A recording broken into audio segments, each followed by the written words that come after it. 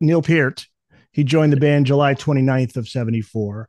If Neil doesn't join the band, how would we be talking about Rush today? That's a big question. Well, you wouldn't have the lyrics.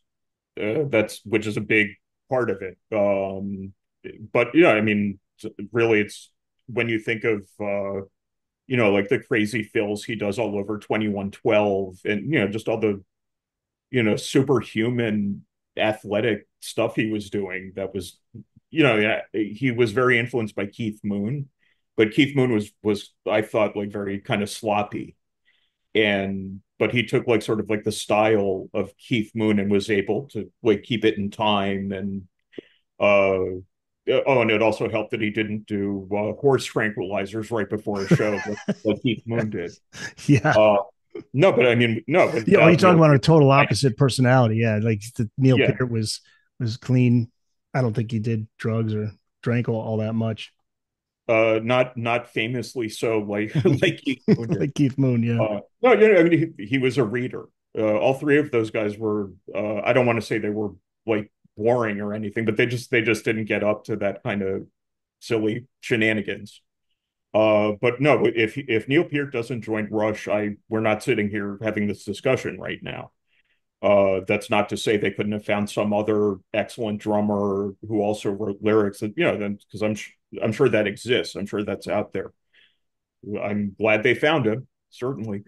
Such a fascinating guy. I loved listening to him in interviews. Just so intelligent, so well spoken. Yeah, it's they call him the professor The for a professor. reason. Yeah. Yeah. The professor was his nickname. Lyrically in the 80s. So when he shifts now, he in the 70s, it's more progressive. The lyrics kind of reflect that the sound of the band, but then things change, tighten up, and then his lyrics are something that's become more accessible and relatable. Like for me personally, the first song I think I ever connected with based on its lyrics was Subdivision because I was in high school and I was just like the high school nerd. I mean, no, I wasn't popular.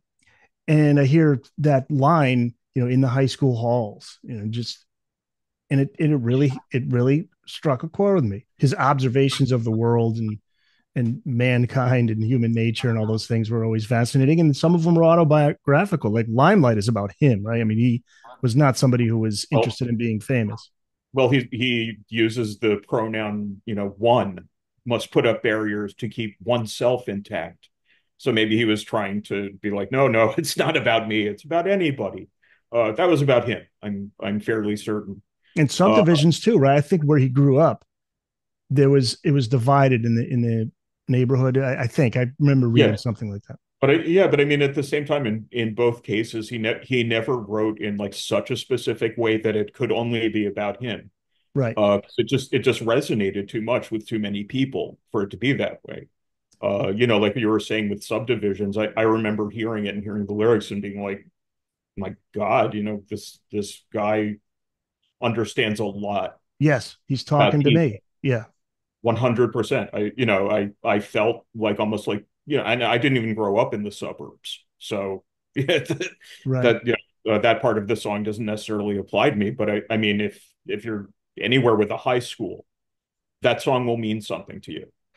If whether you're in high school today or it was 50 years ago, uh, I don't think you can read the lyrics to that song and write them off as like, oh, they were just trying to fill up 4 minutes.